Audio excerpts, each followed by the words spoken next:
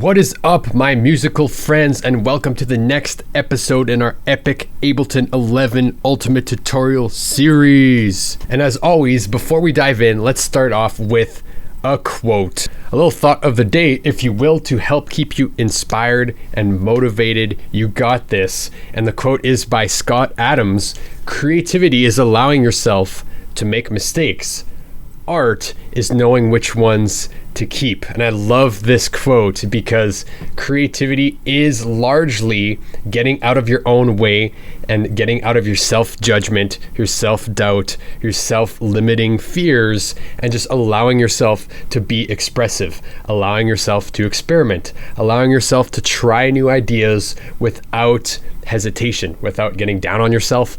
And that's largely what makes up creativity, which is a huge part of making music, composing music, music production, mixing, all this stuff. You can't be scared to make mistakes. And then the art, the part where you're going to shape something that's meaningful to you and discover yourself as an artist, is knowing which mistakes, knowing which experiments, knowing which tangents and which sounds, what techniques, what strategies that you really resonate with and want to incorporate as part of your art. So I just want to encourage you, you got this. If you're really passionate about this, you can learn anything. Everything is figure outable. And don't let yourself get in your way. Don't let self-doubt in your way. Don't let yourself think that you're not good enough, that you're not cut out for this, because you can do this, my friend. All right, I'm here to encourage you and let you know that yes, you can do this. So if ever you're feeling unmotivated, you're feeling self-doubt, you feel like you're not good enough, you're not cut out for this, I want you to put that aside. I want you to really think that yes, you are capable of this. Yes, affirm yourself. You can do this. You will do this, and let's keep moving forward. Hey yo, it's Alex from My Music, and as always, you know what's up with this channel. It's my mission to help musicians produce themselves by developing their mindset, expanding their creativity, and connecting to their inner artist in a deeper way.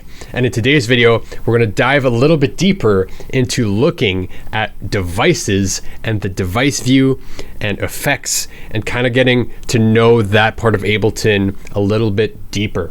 All right, so as we already know and we've covered, MIDI tracks host instruments and effects, as well as MIDI effects, while audio tracks are meant for recording external audio or using samples, pre-recorded audio, but you can also throw effects and certain devices on top of them.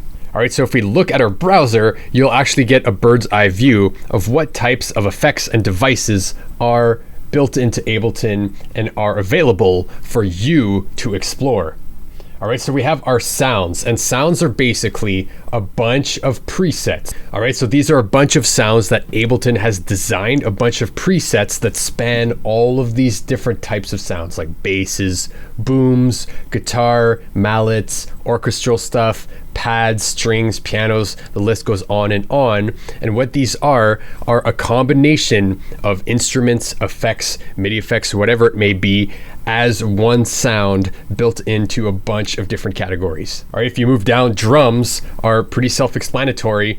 These are a little bit different than instruments, but they are drum kits that are preloaded with drum samples, routing, cool effects, really like a really cool texture built in, and you have an incredibly large amount of drum kits to explore. It's kind of crazy how many drum kits you have to explore, but drums are a really huge part of Ableton. We'll get into that in a bit.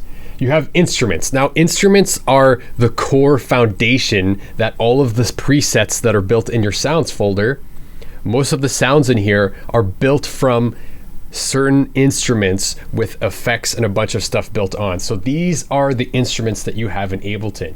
You have wavetable, tension, simpler, sampler, operator. You have instrument rack, impulse, external instrument, electric, drum synth, drum rack, collision, analog. So all of these things are either synths, they're modules, they're things that generate sounds that you can play around with, create your own sounds, and add effects and whatnot to trip them out.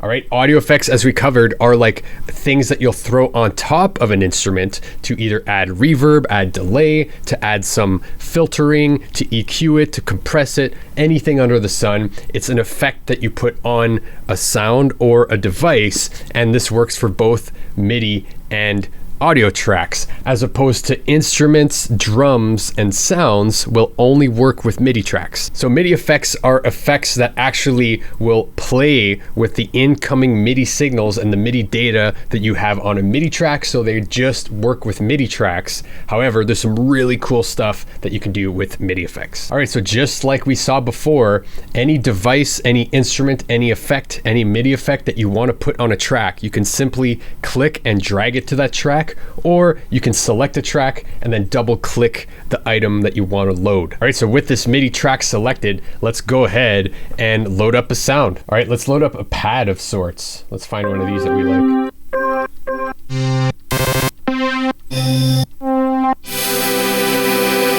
That one sounds cool.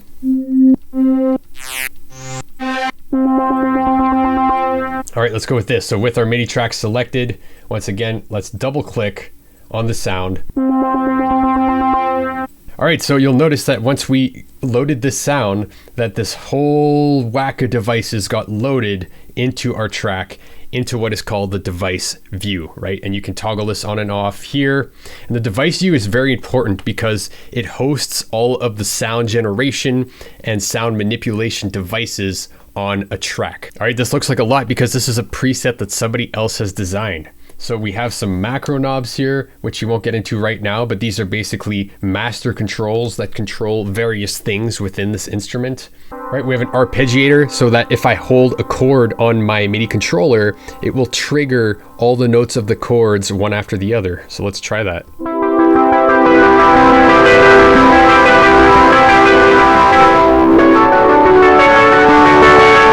Very cool.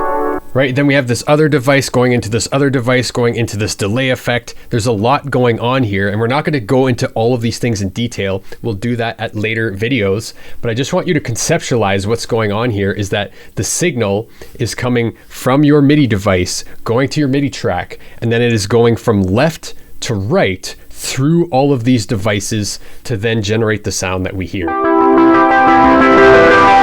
All right, and that's just one example for this preset, but let's jump over to something a little bit more simple and build it out together just so we can conceptualize a little bit more what's going on in the device view, right? And notice with no instrument loaded on a MIDI track, you will not get any sound. But let's go ahead into the instruments folder and select wavetable, and you have all these presets organized per instrument. All right, so if you really like a certain instrument in Ableton, you can actually browse a bunch of presets and a bunch of sounds based on that instrument. So all these different presets, all these different sounds are based on the wavetable synthesizer. But for now, let's actually just load up the basic default version of that synthesizer. And the way you can do that is instead of selecting any of these presets in these drop-down menus, simply just select the actual master folder, and we're going to click and drag this onto our MIDI track. And now we have this device that popped up. And again, this might look complicated because there's a lot of moving parts to understanding synthesizers. And actually, if you're interested in getting a little bit of a crash course into what synthesis is and how to use synthesizers, I've created a whole other video going through that in depth. So I'll link that in the card above if you want to check that out now. With this basic sound loaded, this is the sound we have.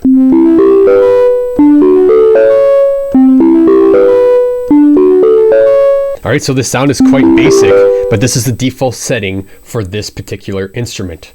You can open this up, you can start playing around with the different sounds. You can change the sound by playing around with different waveforms, right? The wavetable position, all this stuff. You can play around with the sound in the device view, and it will affect the sound that you hear from the output. All right, let's try a different one. Let's go to a different instrument. This is the tension synthesizer. It's a little bit more of a plucky synth, right?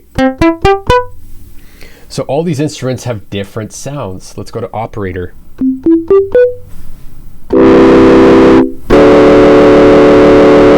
Electric. Analog. Right, so whatever instrument you decide to choose, whether it's a preset or just the base model of an instrument to play around with, you just simply have to load that on a MIDI track to start hearing the sound of that. But let's say we wanted to add an effect on this. All right, so to do that, all you would have to do is go to your audio effects and find an effect that you want to play with. All right, so let's go to reverb and resonance. And then again, you have all of these different effect devices. All right, so these are effects that you can play around with. You can change their settings, you can play around with the sounds and get anything under the sun. And for these different effect types, you have all these different presets that you can play around with within these effects. So let's go ahead and open up the reverb folder. All right, let's go for room, and let's just go ambience medium to keep it simple. I'm going to click and drag this beside the synthesizer that we had previously loaded on this MIDI track to load that effect on top of it, because remember, the signal flow goes from left to right in device view. All right, so now we're going from the synthesizer, and then it's going through this reverb device that we just loaded, and now let's listen to the sound. Right, it added a lot of depth. All right, and any device that you have within device view, you can turn on and off with this little yellow circle at the top of the device. So if I click this, now the reverb is off. That's the sound we have. Let's click this back on. Right, so we added a reverb plugin on top of our original device. Let's go ahead and add another effect, because why not? So let's go to the delay and loop section. Let's go to echo. Let's go to, I don't know, modulated delay.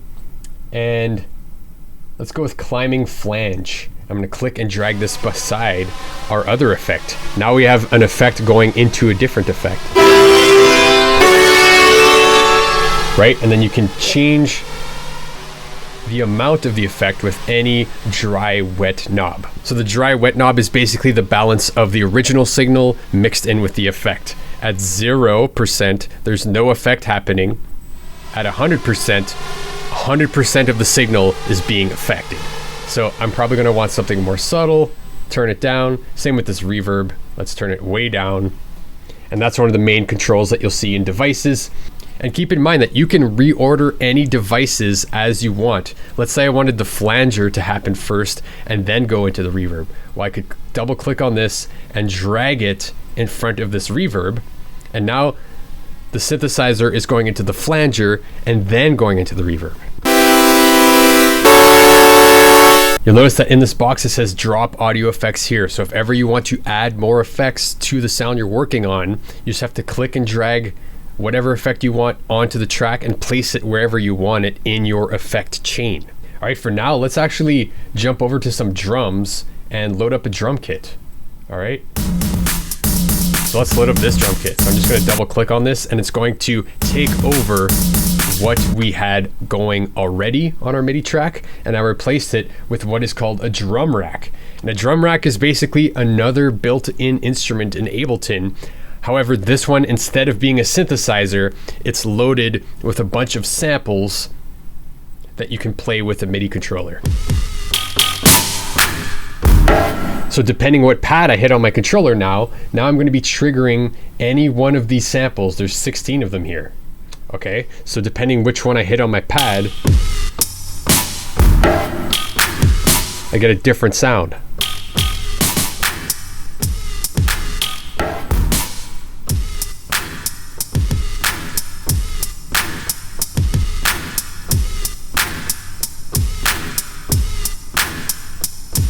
All right, but you'll notice that as we loaded that new instrument, our effects remained the same. All right, but for now, I'm just going to select both of them by clicking on one, holding shift, selecting the other one, hitting delete to get rid of those effects. All right, one thing to keep in mind is that regardless if you're in session view or you hit tab and you go into arrangement view, if you double click on a track, it's going to load up the device view, and if you double click on a clip, it's going to bring up the clip view that we explored previously. But regardless what view you're in, you'll notice that this stays the same. So this is universal regardless what view you're in for whatever track you have selected. All right, and don't worry if some of these devices look confusing and overwhelming right now. We're going to take our time and go through actually each of these things as we move forward. However, for now, I just want you to conceptualize what's going on with a device loaded. All right, so we have our MIDI track, we've loaded an instrument here. All right, so the MIDI signal is going into this track, and then it's going through this instrument. And then if we want to choose an effect to add, you go into your effects, to add some drive, add a saturator after this drum kit. So any effect that you load onto a device, so the signal that's going through your device will be fed through any effect that you load onto the device. So now we have a saturator. So it's distorting the sound of our drum kit a little bit. You can do this as many times as you want. You can add reverb. So let's go ahead and add a reverb, add some space, turn down the dry wet knob for the amount. So add a little bit more space. And then once the signal has passed through all of the effects, now it's going through the mixer of the track that we had previously explored. So from there, you can decide to pan it left or right. So let's go left, let's go right, let's go center. You can change the volume of your track here, right? You can solo it, you can send it to return tracks, you can send it anywhere else. So you can send the signal to return tracks from the send knobs here. If you want to send this to, let's say, a delay, let's increase send B. Now we're sending this drum kit to the delay, which is loaded on return track B. So let's go back to our drum kit. And now we hear a distinct echo, which is the delay. Let's turn this back down. You can also route the audio out of this track to a specific track if you wanted to. You could even route it out of your interface if you wanted to. And once the signal has been routed through the device, the effects, and then the mixer of the track itself, it gets sent to typically the master, and then the master is what you're hearing out of your speakers or out of your headphones. All right, and one thing to keep in mind is that audio effects work on both audio tracks and MIDI tracks. However, MIDI effects only work on MIDI tracks. So for now, I'm just gonna go into sounds and I'm gonna load up just a synth key sound. Let's find a sound here. All right, let's go ahead and add a MIDI effect to this track. So let's go to our MIDI effects, and you'll notice that there's all of these awesome MIDI effects to choose from. And we're gonna go through these in later videos, but for now, let's go ahead and play with the chord MIDI effect. So I'm going to click and drag this onto our device view of our track, but notice how the MIDI effects want to go in front of our device, as opposed to the audio effects go behind the device. So I'm going to drag this here, and notice how this MIDI effect has loaded in front of the device. And that's because a MIDI effect will process the incoming MIDI signal before it hits the device. All right, so it's going from my MIDI controller to the MIDI track to the MIDI effect first, then to our device, then through our effects, and then through the mixer to our master fader. And what this MIDI effect does is it actually generates a whole chord while I'm only hitting one MIDI note. So if I'm hitting one note, you'll hear that it creates a fifth chord on that note.